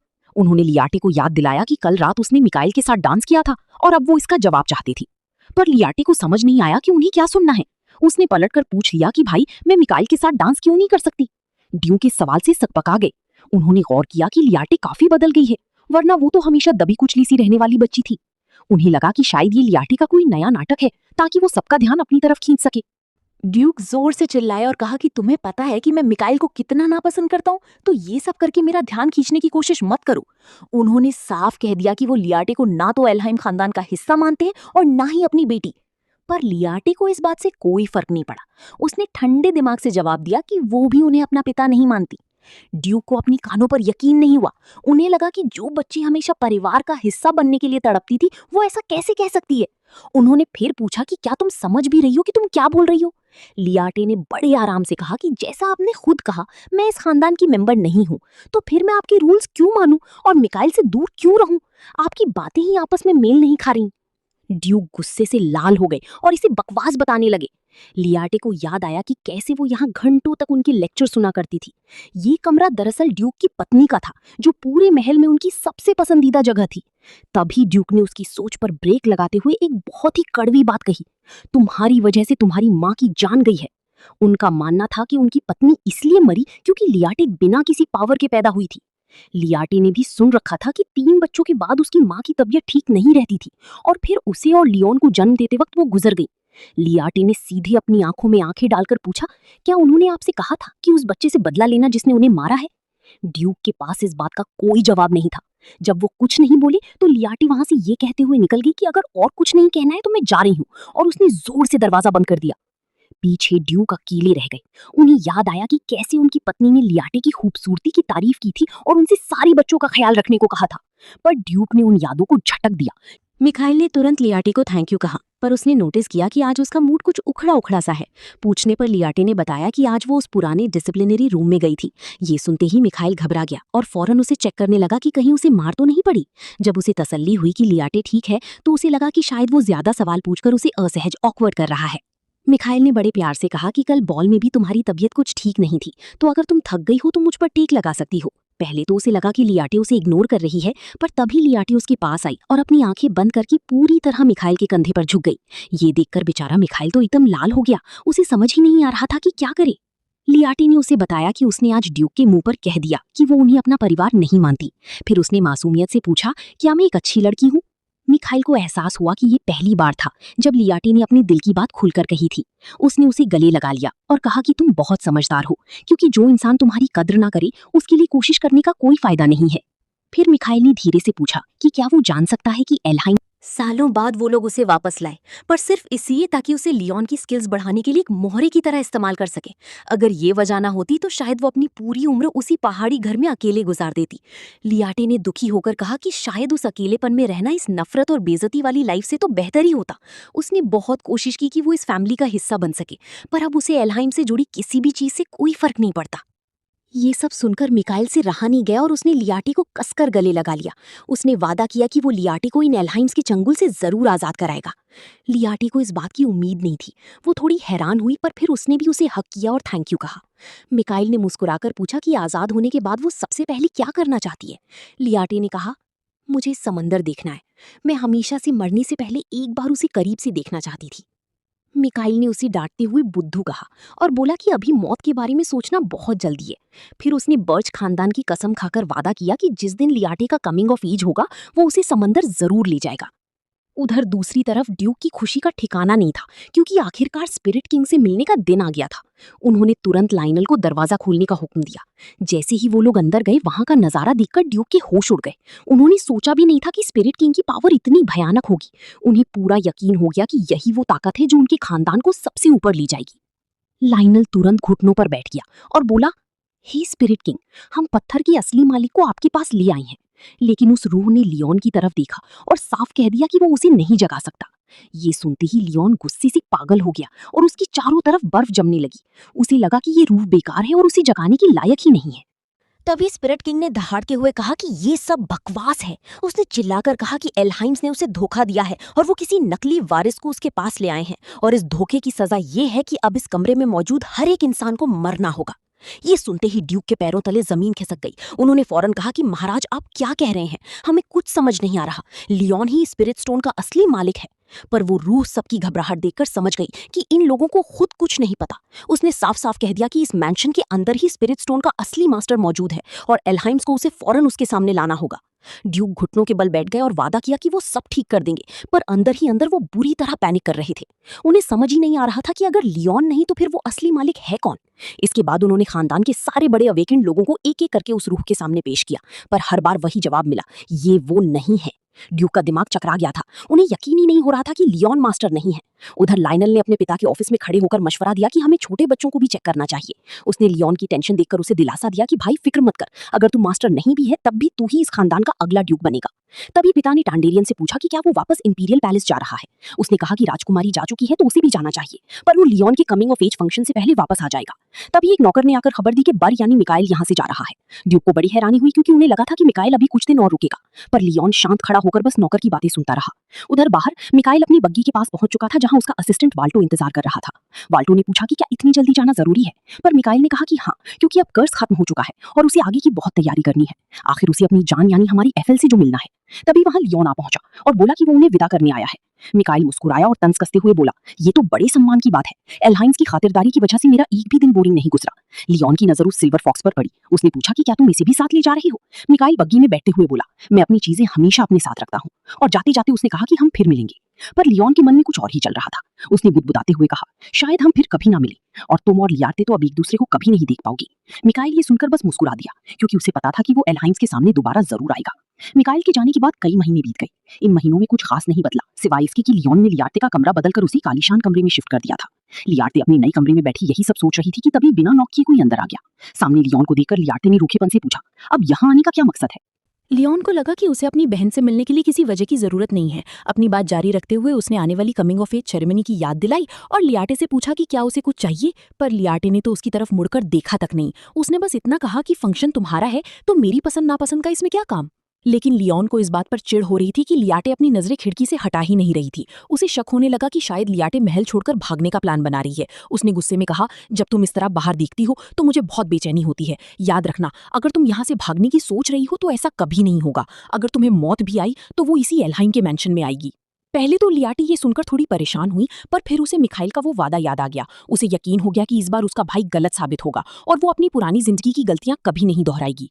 उधर इंपीरियल पैलेस में निनियन हर जगह टैंडरियन को ढूंढ रही थी। उसे लगा कि वो फिर कहीं गायब हो गया है। तभी अचानक वो उसके सामने आ खड़ा हुआ और पूछा, क्या आपने मुझे बुलाया? निनियन बेचारी डर गई और चिढ़कर पूछने लगी कि तुम आखिर थे कहाँ। उसने बड़े आराम से जवाब दिया कि वो बस टहलने गया था। टैंडरियन ने मजाक में ये भी कहा कि राजकुमारी की बातें सुनकर उसे बड़ा दुख हुआ, क्योंकि वो तो हमेशा उनकी छिपकर मदद करता रहता है। तभी टैंडरियन की नजर क्राउन प्रिंस पर पड़ी, जो किसी से बात कर रही थी। निनियन को वहां कोई नहीं दिखा और वो उसे नए नौकर के बारे में बताने लगी, पर तभी टैंडरियन ने अपनी स्किल का इस्तेमाल किया और राजकुमारी की आंखों के सामने ही हवा में गायब हो गया, जिससे वो और भी ज्यादा चिढ़ गई। सीढ़ियों से उतरते हुए उसने सोचा कि लियोन की सेरेमनी अब बहुत करीब है। उधर लूकस अपनी ही सोच में डूबा हुआ था। वो और काउंट फीडस ही खास कमरे के पास पहुंचे। जैसे ही काउंट ने अंदर कदम रखा, वो ऊपर देखकर दंग रह गया। लूकस ने समझाया कि ये उस स्पिरिट किंग का आधा हिस्सा है जो पीढ़ियों से शाही खानदान के पास है। लूकस उस स्पिरिट किंग को पूरा यानी कंप्लीट करना चाहता था, ताकि उसे ऐसी पावर मिल जाए जिससे कोई भी अवेकन्ड इंसान शाही ताकत को चुनौती न दे सके। जैसे ही सब वहां से चले गए, टैंडेरियन ने अपनी इनविजिबिलिटी हटाई और कमरे में सामने आ गया। वो ये देखकर दंग था कि क्राउन प्रिंस ने एक और स्पिरिट किंग को छिपाकर रखा हुआ है। उधर अगले दिन होने वाली सेरेमनी की तैयारियां जोरों शोरों से चल रही थीं। तभी टैंडेरियन अचानक कमरे में घुस आया और सीधे पूछा कि क्या स्पिरिट स्टोन का असली मालिक मिल गया। ड्यूक ने मायूसी से कहा कि वो खानदान के हर अवेकन को पत्थर के पास ले गए, पर कोई नतीजा नहीं निकला। टैंडेरियन थोड़ा सोच में पड़ गया। वो आया तो लियोन का फंक्शन देखने था, पर उसका असली मकसद स्पिरिट किंग वाली सिचुएशन का पता लगाना था। टैंडेरियन को स्पिरिट क्वीन से वैसी ताकत महसूस नहीं हो रही थी जैसी उसे स्पिरिट किंग से हुई थी, पर उसे लगा कि इन दोनों पर नजर रखना बहुत जरूरी है। तभी लियोन ने ड्यूक से पूछा कि जब लियाटे बड़ी हो जाएगी तो उसके लिए उनका क्या प्लान है। लाइनल ये सुनकर सन्न रह गया कि लियोन फिर से उसी की बातें कर रहा है। उसने नोटिस किया कि पिछले कुछ समय से लियोन लियाटे को लेकर कुछ ज्यादा ही ऑब्सेस्ड होता जा रहा है। ड्यूक ने ठंडेपन से समझाया कि अगर लियोन बड़ा होने के बाद बिना लियाटे की अपनी पावर्स इस्तेमाल कर पाया तो उसकी कोई जरूरत नहीं रहेगी और वो उसे खानदान से बाहर निकाल देंगे। पर लियोन ने तुरंत अपने पिता को टोक दिया। उसने साफ कह दिया कि लियाटे को हमेशा उसके पास ही रहना होगा। ड्यूक ने उसे याद दिलाया कि कानून के हिसाब से बालिग होने के बाद अगर वो जाना चाहे तो हम उसे रोक नहीं सकते। पर लियोन का दिमाग तो कहीं और ही चल रहा था। उसने कहा कि हम उसे कैद लॉकअप करके रखेंगे। उसे समझ नहीं आ रहा था कि लियाटे के पास कोई हक कैसे हो सकता है जब खुद उसके पिता ने कहा था कि वो उनकी जायदाद है। ये बातें सुनकर लाइनल को घबराहट होने लगी। उसे अपना भाई या पहचान में नहीं आ रहा था। टैंडेरियन ने भी लियोन का साथ दिया और कहा कि अगर लियाटे बात ना माने तो उसे इतना मारना चाहिए कि वो भागने की हिम्मत ही न करे। उसका मानना था कि लियोन को उसे पूरी तरह तोड़ देना चाहिए। ये सब सुनकर लाइनल समझ गया कि टैंडेरियन को अभी भी यही लगता है कि लियोन ही असली मास्टर है। स्पिरिट किंग ने समझाया कि ये वो निशान है जो लियाटे ने अपनी सोल पर उकेरा था, ताकि दोबारा जन्म लेने के बाद भी वो उसे पहचान सके, क्योंकि उन दोनों ने फिर से मिलने का वादा किया था। इसका मतलब था कि हमारी एफएल ही उस असली मालकिन यूरेन का रीइंकार्नेशन है। ये जानकर लियाटे के होश उड़ गए और उसने जब दोबारा पूछा तब जाकर उसे इस सच की गहराई समझ आई। तभी स्पिरिट किंग ने लियाटे का हाथ थाम लिया ताकि वो उसकी यादें पढ़ सके। अगले ही पल उस रूह का गुस्सा 7वें आसमान पर था। उसने कहा कि वो उन घटिया एल्हाइम्स को अभी की अभी खत्म करना चाहता है जिन्होंने लियाटे को दुख पहुंचाया है। आखिर वो बेवकूफ असली मालिक को छोड़कर उस नकली यानी फेक के पीछे पड़े हैं। उसने कहा, अगर तुम कहो तो मैं अभी पूरे एल्हाइम खानदान और इस साम्राज्य को दुनिया के नक्शे से मिटा दूं। ये सुनकर लियाटे थोड़ा घबरा गई और उसने फौरन मना कर दिया। उसके लिए वो लोग अब कोई मायने नहीं रखते थे। उसने कहा कि वो कल यहाँ से हमेशा के लिए चली जाएगी, इसलिए स्पिरिट किंग को उनकी इस मुलाकात को एक सीक्रेट ही रखना होगा। स्पिरिट किंग ने जब पूछा कि क्या वो बर्च खानदान के पास जा रही है तो लियाटे ने हाँ में जवाब दिया। स्पिरिट किंग भी लियाटे के साथ चलना चाहता था, पर उसने बताया कि बहुत पहले उसकी पावर 2 हिस्सों में बट गई थी और वो सील हो गई थी। अगर वो अभी यहाँ से निकला तो वो सील टूट जाएगी। लियाटे अभी और सवाल पूछना ही चाहती थी कि तभी दरवाजे के बाहर से आवाजें आने लगी। किसी को लगा कि शायद ड्यूक आ गए हैं। लियाटे ने तुरंत वहां से निकलने का फैसला किया। स्पिरिट किंग ने उसे विदा करते हुए कहा कि वो अगली बार उसे सब विस्तार से बताएगा और उसकी खुशी की दुआ की। लियाटे भी मुस्कुराई और वादा किया कि वो फिर मिलेंगे। उधर स्पिरिट किंग मन ही मन एल्हाइम्स की बेवकूफी पर हंस रहा था। उसे पता था कि जब उन्हें अपनी गलती का एहसास होगा तो वो बहुत पछताएंगे। कुछ ही घंटों बाद वो बड़ा दिन आ गया, यानी कमिंग ऑफ एज सेरेमनी। लियाटे बहुत ही खूबसूरती से तैयार हुई थी, पर वो सबसे अलग थलग खड़ी थी। वाइमन ने जब लियाटे को वहां देखा तो वो दंग रह गया और उसने लियोन को इसके बारे में बताया। पर लियोन के लिए ये कोई बड़ी बात नहीं थी। उसने ठंडेपन से कहा कि वो दोनों जुड़वा हैं तो ये फंक्शन उसका भी तो है। पर वाइमन ने टोकते हुए कहा कि उसे अपनी ही बहन के पीछे नाइट्स गार्ड्स लगाने की क्या जरूरत थी, वो कोई मुजरिम थोड़ी है। लियोन ने टेढ़ी मुस्कान के साथ कहा कि लियाटे के दिमाग में हमेशा फालतू की बातें चलती रहती हैं, इसलिए ये जरूरी है। वायामिन को ये सब बहुत ज्यादा लग रहा था। उसने कहा कि जो इंसान बालिग हो चुका हो उसे इस तरह रोकना नामुमकिन है, आखिर वो हमारी फैमिली है। ये सुनते ही लियोन चिढ़ गया और उसने तीखे अंदाज में पूछा, तुम उसे कब से अपनी फैमिली मानने लगे? लियोन का गुस्सा देखकर वायामिन के पसीने छूट गए और उसने फौरन माफी मांगते हुए उसकी बात मान ली। इसके बाद वो चुपचाप अपने पिता के पास चला गया। लियोन ने दूर से लियाटे को देखा और मन ही मन मुस्कुराया। उसे लगता था कि अंधेरा ही लियाटे के लिए सही जगह है, उसे बस दूर से रोशनी को तरसते हुए ही रहना चाहिए। तभी नीनियन वहां आई और मुस्कुराते हुए लियोन को उसके बालिग होने की बधाई दी। लियोन ने भी फॉर्मल तरीके से उसे थैंक यू कहा। नीनियन बहुत खुश थी कि अब फाइनली उनकी सगाई एंगेजमेंट की बात आगे बढ़ेगी, पर लियोन ने उसे इग्नोर किया और फिर से अपनी बहन को घूरने लगा। लियाटे को उसकी नजरें चुभ रही थी। वो बहुत बेचैन महसूस कर रही थी क्योंकि लियोन उस पर पल पल नजर रख रहा था। उसे ये गार्ड्स वाली बात भी बिल्कुल पसंद नहीं आई। उसे मिखाइल के कहे शब्द याद आने लगे और उसे डर लगने लगा कि कहीं वो उसकी मदद ना कर पाए। उधर ड्यूक मेहमानों से बात कर ही रहे थे कि तभी एक नौकर ने आकर उन्हें बीच में ही टोक दिया। ड्यूक ने तुरंत टोका और इस खलल की वजह पूछी। नौकर ने घबराते हुए बताया कि बाहर एक ऐसी बग्गी खड़ी है जिसे कोई इनविटेशन नहीं भेजा गया था। जैसे ही नौकर ने बर्च का नाम लिया, ड्यूक के चेहरे का रंग उड़ गया और बस कुछ ही मिनटों में मिकाइल बड़े स्वैग के साथ महल के अंदर दाखिल हुआ। वो इस बात से खुश था कि वो लेट नहीं हुआ। क्राउन प्रिंस ल्यूकस और राजकुमारी उसे देखकर सन्न रह गए। सबकी नजरें मिकाइल की आंखों पर टिकी थीं। उसकी आंखों से वो पट्टी गायब थी जिसे देखकर ल्यूकस को पैनिक होने लगा। उसे समझ आ गया था कि कर्स टूट चुका है। ड्यूक गुस्से में चिल्लाए, तुम्हारी हिम्मत कैसी हुई एल्हाइन में इस तरह घुसने की? तुम्हें अपनी इस हरकत का अंजाम भुगतना होगा। लेकिन मिकाइल ने बड़ी सुकून से जवाब दिया, मैं तो बस अपनी वो चीज लेने वापस आया हूँ जिसे मैं यहाँ छोड़ गया था। ये सुनकर लियोन के माथे पर बल पड़ गए। उसने फिर से पूछा, पर मिकाइल ने उसे बुरी तरह इग्नोर कर दिया। मिकाइल ने अपना हाथ सीधा हमारी एफएल यानी लियाटी की तरफ बढ़ाया और कहा, मैं अपना वादा निभाने आ गया हूँ। उसने लियाटी को अपने साथ डची ऑफ बर्थ चलने का न्योता दिया। लियाटी को मिकाइल के आने की उम्मीद तो थी, पर फिर भी वो इतनी हिम्मत देखकर हैरान रह गई। मिकाइल ने लेट होने के लिए उससे माफी मांगी। वो अभी लियाटी को समंदर ले जाने की बात करने ही वाला था कि लियोन बीच में कूद पड़ा। उसने अपनी पावर का इस्तेमाल करके मिकाइल को जकड़ लिया और बड़ी घमंड से पूछा, किसने कहा कि तुम लियाटी को ले जा सकते हो? जो चीज मेरी है उसे छूने का हक तुम्हें किसी ने नहीं दिया। लियोन ने अपनी पूरी ताकत मिकाइल की तरफ मोड़ दी और उसे जान से मारने की धमकी दी। पानी की उस खौफनाक लहर को मिकाइल की तरफ बढ़ते देख लायनल चिल्लाया कि रुक जाओ, पर तभी कुछ ऐसा हुआ कि सबकी चीख निकल गई। मिकाइल से कुछ ही सेंटीमीटर दूर वो हमला किसी ने रोक दिया था। एल्हाइम खानदान का हर शख्स ये देखकर शॉक में था कि आखिर ये पावर है किसकी। तभी लियर्ट ने बड़े कड़े शब्दों में लियोन को टोकते हुए कहा, तमीज से पेश आओ। लियोन गुस्से से पागल हो रहा था, जबकि मिकाइल उसे देखकर बस मुस्कुरा रहा था। लियर्ट ने अपनी पावर हटाई और आगे बढ़ गई। मिकाइल ने उसका हाथ पकड़कर पूछा कि वो कहाँ जा रही है, तो उसने बताया कि निकलने से पहले उसे एक जरूरी काम खत्म करना है। लियर्ट सीधे अपने पिता यानी ड्यूक के पास पहुंचे। ड्यूक अभी उसकी ताकत के बारे में कुछ बोल ही रहे थे कि लियर्ट ने उन्हें चुप करा दिया। उसने साफ साफ कह दिया, आज इसी वक्त से मैं एल्हाइम खानदान से अपने सारे रिश्ते तोड़ रही हूँ। आखिर वो बालिग हो चुकी थी और कानूनन उसे अब कोई नहीं रोक सकता था। अपनी पिछली लाइफ को मिलाकर पूरे 21 साल उसने इस नरक में गुजारे थे, पर आज वो कैद खत्म हो गई थी। वियामिन और टैंडरियन खौफ में ये सब देख रहे थे। उन्हें समझ ही नहीं आ रहा था कि लियर्ट के पास इतनी असीम ताकत कहाँ से आई। लियर्ट आज बहुत खुश थी कि अब वो किसी की प्रॉपर्टी बनकर नहीं रहेगी। उसने मिकाइल की तरफ देखकर कहा, चलो अब हम चल सकते हैं। दोनों एक साथ महल से बाहर निकल गए। जाते जाते लियर्ट की आंखों में एक अलग ही चमक थी। उसे बस अब समंदर दिखने वाला था। बग्गी में बैठने के बाद मिकाइल पुरानी बातों के बारे में सोच रहा था कि कैसे वो बेवकूफ एल्हाइम्स अब लियर्ट के पीछे हाथ धोकर पड़े हैं। ड्यूक तो लगभग उसके पैरों में गिरने ही वाले थे ताकि वो अपनी बेटी को रोक सकें। मिकाइल को उन पर तरस आ रहा था। उसे लगा कि वो लोग वाकई मूर्ख हैं जिन्हें अपनी अनमोल चीज की कद्र नहीं थी। आखिर लियर्ट कोई खिलौना नहीं थी जिसे लियोन के लिए सजा कर रखा जाए। उधर लियाटे को अभी भी यकीन नहीं हो रहा था कि वो सच में उस नरक से आजाद हो गई है। उसने मिकाइल की तरफ देखकर धीमी आवाज में कहा, आखिरकार मैंने वो महल छोड़ ही दिया। मिकाइल ने इस पर कोई जवाब तो नहीं दिया, बस मुस्कुराते हुए बड़े प्यार से लियाटे के बालों को संवारने लगा। लियाटे ने हैरानी से उसकी तरफ देखा जैसे कुछ पूछना चाह रही हो। तब मिकाइल बोला, मैं वादा करता हूँ कि उस जगह तुमने जो भी कड़वा अनुभव किया है उसे भुलाने में मैं तुम्हारी मदद करूंगा। उसने बड़े भरोसे से कहा कि वो हमेशा उसके साथ है। तभी कोचमैन की आवाज ने उनकी बातों को रोक दिया। हुजूर, हम पहुंच गए हैं। मिकाइल ने लियाटे से पूछा कि क्या वो तैयार है। लियाटे थोड़ी नर्वस तो थी, पर उसने हाँ कह दिया। जैसे ही बग्गी का दरवाजा खुला, सामने का नजारा देखकर लियाटे की आंखें फटी की फटी रह गईं। आजाद हवा और वो खूबसूरत समंदर, लियाटे को यकीन ही नहीं हो रहा था। काफी देर तक वो किनारे पर खड़ी लहरों को निहारती रही। पीछे खड़ी मिकाइल ने देखा कि सूरज ढल चुका है। उसे लगा कि लियाटे को समंदर वाकई बहुत पसंद आया है। लियाटे ने मुस्कुराते हुए कहा, ये तो कहानियों की तस्वीरों से भी कहीं ज्यादा बड़ा और सुंदर है। उसने मिकाइल का शुक्रिया अदा किया और कहा कि वो बहुत खुश है कि वो उससे मिली। ये सुनकर बेचारा मिकाइल बुरी तरह शर्मा गया और उसे समझ ही नहीं आया कि क्या बोले। लियाटे ने आगे कहा, अब इस डची में भी मेरा ख्याल रखना। मिकाइल ने कुछ कहा नहीं, बस उसकी और करीब आया और उसकी आंखों में देखकर बोला, मैंने तुम्हें बहुत याद किया। लियाटे ने भी अपना हाथ उसकी तरफ बढ़ाया और उसी प्यार से जवाब दिया।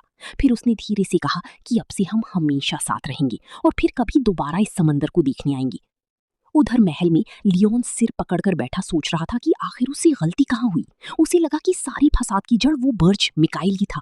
उसे तभी समझ जाना चाहिए था जब मिकाइल ने उसकी फॉक्स ले ली थी। लियोन को पछतावा हो रहा था कि उसने उसी वक्त मिकाइल को धक्के मारकर बाहर क्यों नहीं निकाला जब उसने लियाटी को डांस के लिए पूछा था। तभी ड्यूक वहां आए और लियोन को बड़ी सख्ती से देखा। उन्होंने कहा, एल्हाइम्स का सबसे बड़ा जश्न आज इस तरह मातम में बदल गया। फिर उन्होंने पूछा, क्या तुमने लियाटे की वो पावर देखी? मैंने आज तक इतनी ताकतवर मैजिक कभी नहीं देखी थी। लियोन इतना परेशान था कि उसने अपने पिता को पूरी तरह इग्नोर कर दिया। ड्यूक ने अपने बेटों को अपने पीछे आने को कहा, चलो अब वक्त आ गया ये जानने का कि आखिर स्पिरिट किंग को किसने जगाया है। लेकिन वो स्पिरिट किंग एलहाइम्स को देखकर बिल्कुल खुश नहीं था। उसे लगा था कि यूरेन की वारिस आई होगी। उसने गुस्से में कहा कि उसका मन कर रहा है कि वो कमरे में मौजूद हर एक शख्स को बेदर्दी से मार डाले। ये सुनकर ड्यूक पैनिक हो गए और रहम की भीख मांगने लगे। उन्होंने पूछा कि आखिर असली मालिक है कौन। तब उस रूह ने पूछा, क्या तुम्हें पता है कि यूरेन के लिए एलहाइम्स की वसीयत क्या थी? ड्यूक अपनी वही पुरानी कहानी सुनाने लगे कि एक दिन असली मास्टर आएगा, रूहों के राजा को जगाएगा और खानदान की खोई हुई ताकत वापस लाएगा। पर स्पिरिट किंग ने उन्हें बीच में ही टोक दिया, सब गलत, अब असली कहानी सुनो। उसने बताया कि यूरेन के वक्त रूहें इंसानों के साथ घुल मिलकर रहती थी। जो साधारण रूहों से जुड़ते थे वो मास्टर कहलाती थी, और जो हम जैसे राजाओं से जुड़ते थे वो अवीकेंड। टैंडरियन ने मनी मन सोचा कि ये जरूर उसी प्राणी की बात हो रही है जिसे प्रिंस ने महल के बेसमेंट में छिपा रखा है। रू ने आगे बताया कि एक राजा के पतन के बाद सारे रास्ते बंद हो गए, पर एलहाइम्स के पास ताकत सिर्फ यूरेन की वजह से बची रही। और सुनो, यूरेन भी लियाटे की तरह अपने बालिग होने तक अपनी पावर नहीं जगा पाई थी, पर तुम लोगों ने उसे सिर्फ नफरत दी। रू ने हंसते हुए उन पर तंज कसा, कैसा लग रहा है उस असली मालकिन को खोकर जिसका तुम बरसों से इंतजार कर रही थी।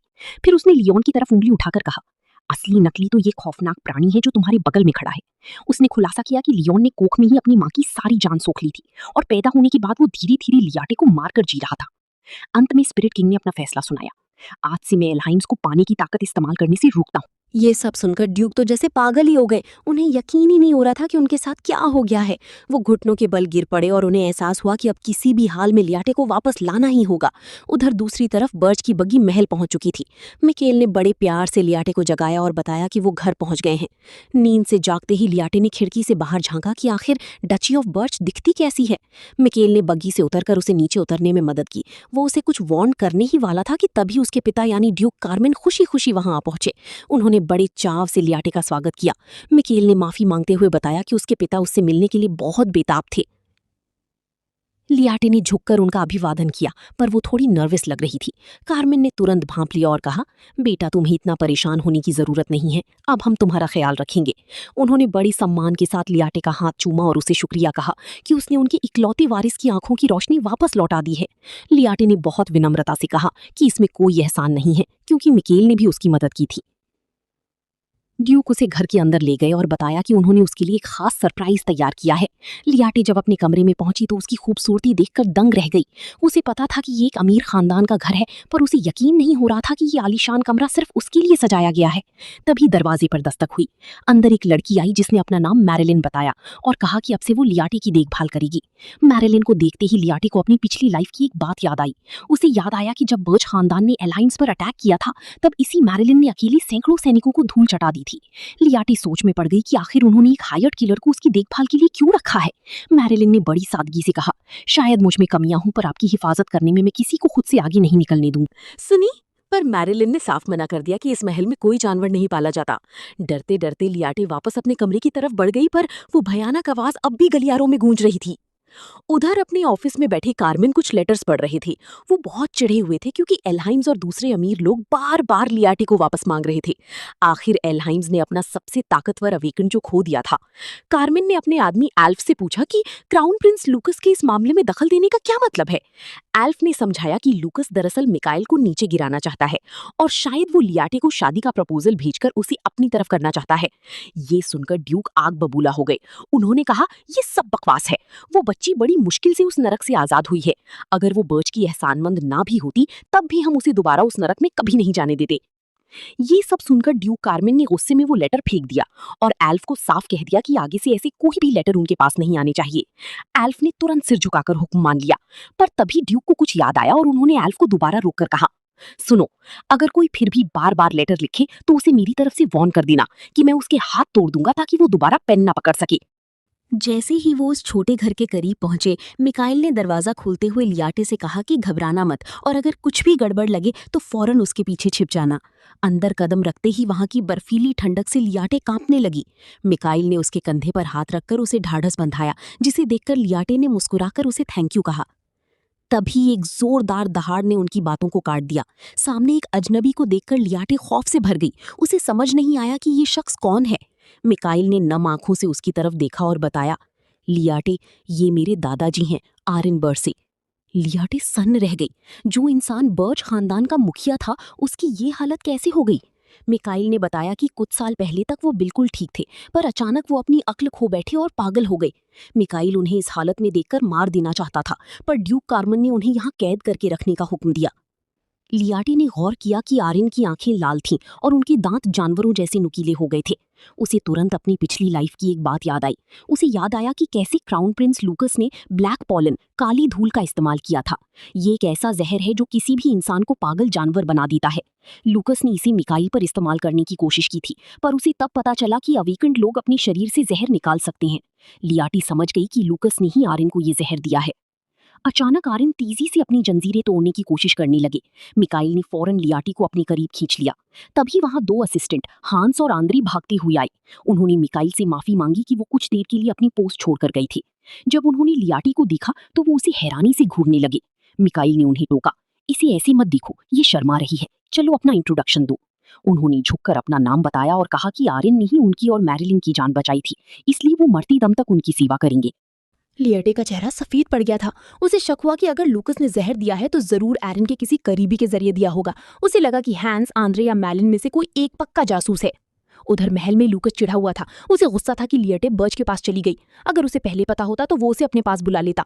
तभी दरवाजे पर दस्तक हुई और बिना इजाजत के काउंट फेडेस अंदर आ गया। उसके पीछे पीछे ड्यूक कार्मेन भी थे। लूकस ने उन्हें बदतमीज कहा, पर कार्मेन ने तंज कसा कि प्रिंस ने भी कोई खास स्वागत नहीं किया। कार्मेन ने लूकस की उस बात पर चुटकी ली कि वो पानी का अवेकन नहीं पा सका, जिससे लूकस आग बबूला हो गया। ड्यूक कार्मेन ने चेतावनी दी कि अगर प्रिंस ने दोबारा लियाटे को वापस मांगने के लिए फालतू लेटर भेजे तो वो चुप नहीं बैठेंगे। उन्होंने गुस्से में काउंट का टूटा हुआ हाथ और जोर से दबा दिया। अगले दिन का सूरज उगा और बर्च खानदान के पूर्व मुखिया एरन बोर्से के इलाज का एक और पड़ाव शुरू हुआ। लियाटी सीढ़ियों से नीचे उतर ही रही थी कि वहां मिकाइल उसका हाथ थामने के लिए इंतजार कर रहा था। लियाटी समझ गई कि ड्यूक कार्मेन ने मिकाइल को ही उसकी सुरक्षा के लिए गार्ड तैनात किया है। मिकाइल ने बड़े गर्व से कहा कि वो हमेशा लियाटे के पास रहेगा और उसकी हिफाजत करेगा। जैसे ही वे एरन के पास पहुंचे, लियाटे ने मिकाइल को थोड़ा पीछे हटने को कहा। मिकाइल को चिंता हुई, पर लियाटे ने उसे भरोसा दिलाया कि सब ठीक होगा।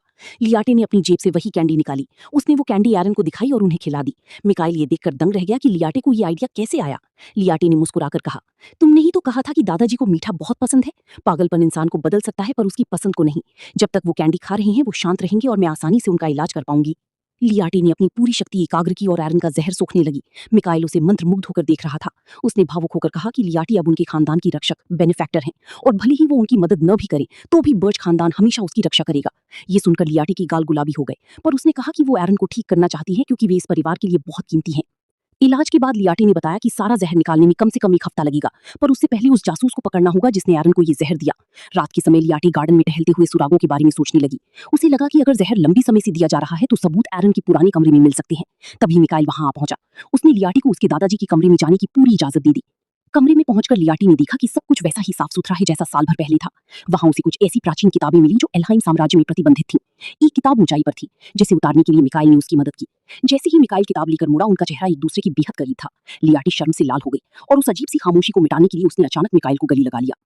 मिकाइल हक्का बक्का रह गया, पर जब लियाटे ने कहा कि वो उसे पसंद करती है तो वो मुस्कुरा उठा। उसने प्यार से लियाटे के गाल छुए और कहा, अगर तुम जो चाहो कर सकती हो तो क्या मुझे एक किस मिल सकती है। वे करीब आ ही रहे थे कि तभी एंड्रियल कमरे में घुस आया। वो उन्हें इस हालत में देखकर बुरी तरह झेप गया और माफी मांगकर भाग गया। मिकाइल को अपनी रोमांटिक शाम खराब होने पर बहुत गुस्सा आया। तभी लियाटी की नजर टेबल पर रखी एक कैंडी जार पर पड़ी। मिकाइल ने बताया कि ये दादाजी की पसंदीदा कैंडियां थीं और तबीयत खराब होने के बावजूद वे रोज कुछ टुकड़े खा लेते थे। लियाटी ने एक कैंडी उठाई और उसे सब कुछ समझ आ गया। कैंडी में ब्लैक पोलन मिलाया गया था। उसने तुरंत आर्यन से मिलने की जिद की। रात के अंधेरे में लियाटी और मिकाइल उस छोटे घर की ओर बढ़ी। लियाटी ने मिकाइल को बाहर इंतजार करने को कहा। उसने दरवाजा खटखटाया और एंड्रिल से सवाल जवाब की। एंड्रिल ने बताया कि कमरा वो, मैरिलिन और हैंस मिलकर साफ करते थे। लियाटी ने उसे कैंडी दिखाई, जिसे देखकर एंड्रिल हैरान रह गया। लियाटी को याद आया कि पिछली जिंदगी के युद्ध में मैरिलिन और एंड्रिल के नाम खूंखार कातिलों के रूप में मशहूर थे, पर हैंस का नाम कहीं नहीं था। तभी वहां हैंस आया। बातों बातों में हैंस ने बताया कि वो और एंड्रिल बहुत करीबी दोस्त हैं। लियाटी ने सीधे मुद्दे की बात की और हैंस को वो कैंडी दिखाई। हैंस घबरा गया और झूठ बोला कि उसने ये पहले कभी नहीं देखी। लियाटी ने सख्ती से कहा, झूठ मत बोलो हैंस। एंड्रिल ने बताया है कि ये कैंडियां तुम ही लाते थे। तुम ही आर्यन को ये जहरीली कैंडियां खिला रहे थे ताकि वे कभी ठीक ना हो सकें। पकड़े जाने के डर से हैंस एक बोतल लेकर एरन की ओर भागा ताकि उन्हें खत्म कर सके। लियाटी चिल्लाई, पर तभी मिकाइल बिजली की तेजी से अंदर आया और हैंस के हाथ मरोड़ दिए। ड्यूक कार्मेन भी वहां आ पहुंचे। उन्होंने कहा कि वे छिपकर सब देख रही थी क्योंकि उन्हें लियाटी की चिंता थी। जासूस पकड़ा जा चुका था। मिकाइल ने वो बोतल उठाई जिसमें गहरा लाल तरल था। लियाटी ने बताया कि ये जहर नहीं बल्कि किसी का खून है, जिसका इस्तेमाल ब्लैक पोलन की शक्ति बढ़ाने के लिए किया गया है। ये सब देखकर लियाटी को बहुत फिक्र हुई। उसने एरन से गुजारिश की कि वो बस थोड़ा सा धैर्य रखें, क्योंकि वो उन्हें बचाने के लिए अपनी पूरी जान लगा देगी। कुछ देर तक चले उस तिलिस्मी इलाज के बाद एरन का शरीर जो झटके ले रहा था वो अचानक शांत हो गया और उनकी खांसी भी रुक गई। जैसे ही इलाज पूरा हुआ, हवा में मौजूद पानी फर्श पर फैल गया और एरन अपने पैरों पर मजबूती से खड़े हो गए। कारमेन ये देखकर हैरान था कि उसके पिता, जो इतने समय से लाचार थे, अब खुद चल पा रहे हैं। मिकाइल और लियार्ते ने एक साथ उनकी खैरियत पूछी। एरन ने जब आंखें खोली तो उन्हें समझ नहीं आया कि वो कहाँ हैं। उन्हें लगा शायद वो पागल हो गए हैं। वो घबराकर अपना चेहरा छूने लगी। तभी कारमेन ने आगे बढ़कर उनकी आंखों से पानी पूछा। जैसे ही एरन को सब साफ दिखने लगा, उनकी नजर लियार्ते पर पड़ी। उन्होंने कड़क आवाज में पूछा, तुम कौन हो? उन्हें पानी की ताकत महसूस हो रही थी, इसलिए उन्होंने अंदाजा लगाया, क्या तुम एल्हिम्स खानदान से हो? इससे पहले कि कारमेन अपनी बात पूरी कर पाता, एरन चिल्ला उठे, इस लड़की को अभी के अभी वापस एल्हिम भेज दो। उन्होंने कारमेन को उसकी मां की मौत की याद दिलाई और कहा कि वो किसी भी एल्हिम को यहाँ नहीं देखना चाहते। पर मिकाइल ने साफ कह दिया कि चाहे दादाजी कुछ भी कहीं, लियार्ते यहीं रहेगी। इस पर एरन का गुस्सा 7वें आसमान पर पहुंच गया। उन्होंने धमकी दी कि अगर ये लड़की नहीं गई तो वो खुद ये घर छोड़ देंगे। लियार्ते को लगा कि एरन सही कह रहे हैं, वो इस परिवार का हिस्सा नहीं है, इसलिए उसे ही चले जाना चाहिए। कारमेन और मिकाइल उसे रोकने की कोशिश करते रही, पर लियार्ते नहीं चाहती थी कि उसकी वजह से अभी अभी साथ आया ये परिवार फिर से टूट जाए। वो मुड़ी और तेजी से बाहर की तरफ भागने लगी। मिकाइल उसके पीछे चिल्लाता रहा, पर एरन ने उसका हाथ पकड़ लिया।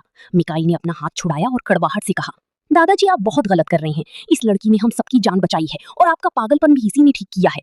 एरन ये सुनकर सन्न रह गई। धीरे धीरे उनके दिमाग में इलाज के वक्त की धुंधली यादें आने लगीं। उन्हें अपनी गलती का एहसास हुआ और वो पछतावे से भर गई। उधर लियार्ते गार्डन में अकेली बारिश का आनंद ले रही थी। उसे लगा कि शायद यही उसकी किस्मत है, आखिरकार ये उसकी दूसरी जिंदगी जो थी। तभी पीछे से मिकाइल की आवाज आई। उसने लियार्ते का हाथ थाम लिया और उसे गले से लगा लिया। प्लीज हमें छोड़कर मत जाओ, तुम मेरी रक्षक हो और मैं मरती दम तक तुम्हारी हिफाजत करूंगा। तुम्हारे बिना मेरी लाइफ का कोई मतलब नहीं है।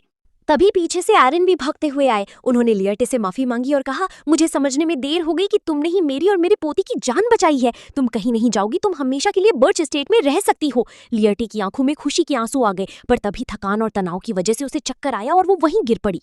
कुछ समय बाद जब उसे होश आया तो डॉक्टर ने बताया कि उसने अपनी शक्तियों का जरूरत से ज्यादा इस्तेमाल किया है, इसीलिए उसे आराम की जरूरत है। तभी नौकर एल्फ एक लेटर लेकर आया। महल से खबर आई थी कि साम्राज्य को एरन के ठीक होने का पता चल गया है। एरन समझ गए कि दुश्मन अब दोबारा चाल चलेंगे।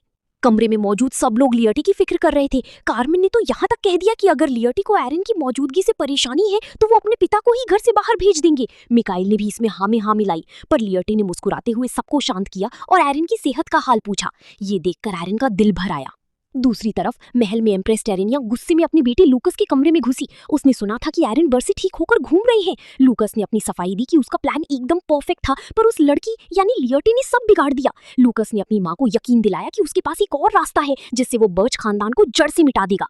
उसने काउंट फेडिस से पूछा कि क्या हांस ने अपना काम कर दिया है। काउंट ने बताया कि हमला भले ही नाकाम रहा, पर मिशन पूरा हो चुका है। लूकस ये सुनकर बहुत खुश हुआ। उसे लगा कि अब बर्च खानदान के पास ज्यादा समय नहीं बचा है। एस्टेट में अब सब कुछ शांत था। बगीचे में चाय पीते हुए कारमेन ने लियार्ते को एक प्यारा सा नाम दिया, लिली। उन्होंने समझाया कि उनकी माँ की भाषा में इसका मतलब होता है सबसे सुंदर, नेक और दिल के करीब। लियार्ते ये सुनकर बहुत भावुक हो गई। उसने अपनी खुशी को यादगार बनाने के लिए एक पेंटिंग बनाने की इच्छा जाहिर की। कारमेन ने तुरंत सारी व्यवस्था करने को कहा। तभी लियार्ते को मैरिलिन की याद आई, जो पूरी दिन से कहीं दिखी नहीं थी। मिकाइल ने ठंडी मुस्कान के साथ बताया, वो अभी बेसमेंट में है, हांस को टॉर्चर कर रही है। कारमेन ने बताया कि पूछताछ के दौरान हांस ने कबूल कर लिया कि वो क्राउन प्रिंस लूकस का जासूस है, पर कुछ दिन पहले वो एस्टेट में घूम घूम कर कुछ संदिग्ध काम कर रहा था और अब मैरिलिन और आंद्रे के टॉर्चर के बावजूद वो किसी बागी की तरह खामोश है। लियार्ते समझ गई कि मामला बहुत गंभीर है। उसे अपनी पिछली जिंदगी की धुंधली यादें याद आने लगी। उसे याद आया कि बर्च की जंग का ऐलान करने से ठीक पहले उनका पूरा एस्टेट आग की लपटों में घिर गया था। उस आग ने आधे नौकरों की जान ले ली थी। लियार्ते को यकीन हो गया कि हांस वही आग लगाने की तैयारी कर रहा था। मिकाइल ने लियार्ते की चिंता भांप ली और उसके साथ मिलकर एस्टेट का मुआयना करने का फैसला किया। हालांकि एरन बर्स थोड़े फिक्रमंद थे, पर मिकाइल और लियार्ते का साथ देखकर उन्होंने भी हामी भर दी। उधर एल्हाइम एस्टेट में लाइनल और उसके पिता परेशान थे, क्योंकि उन्हें महसूस हो रहा था कि जब से लियार्ते गई है, उनकी पानी की जादुई ताकत धीरे धीरे लुप्त होती जा रही है। अगली सुबह लियार्ते जब उठी तो उसे बहुत सुकून महसूस हुआ। बर्च के यहाँ उसे अपनी जिंदगी की सबसे अच्छी नींद आ रही थी। मैरिलिन ने उसे बताया कि एस्टेट की फिजा बदल गई है। पहले यहाँ के लोग एक दूसरे का सम्मान तो करते थे, पर आपस में एक लकीर खींच कर रखते थे, लेकिन लियार्ते के आने से अब सब एक परिवार की तरह महसूस कर रहे हैं। मैरिलिन ने यह भी बताया कि जिस बोतल के साथ हांस पकड़ा गया था उसमें क्राउन प्रिंस लूकस का खून था, जिसे ब्लैक पॉलन के साथ मिलाने पर एक भयानक धमाका हो सकता था। तभी मैरिलिन ने एक चौंकाने वाली बात बताई। हांस सुबह से बुदबुदा रहा है कि आज आधी रात को कुछ बड़ा होगा। लियाटी खौफ से भर गई। उसे समझ आ गया कि आज ही वो रात है जब एस्टेट में आग लगने वाली है। जब मिकाइल उसे लेने आया तो लियाटी ने उसे सच बताने का फैसला किया। उसने कहा, मेरी बात अजीब लगेगी, पर आज आधी रात को ये पूरा एस्टेट जलकर खाक हो जाएगा। मिकाइल ने बिना किसी शक के उस पर भरोसा किया और फौरन अपने पिता और दादा को आगाह कर दिया।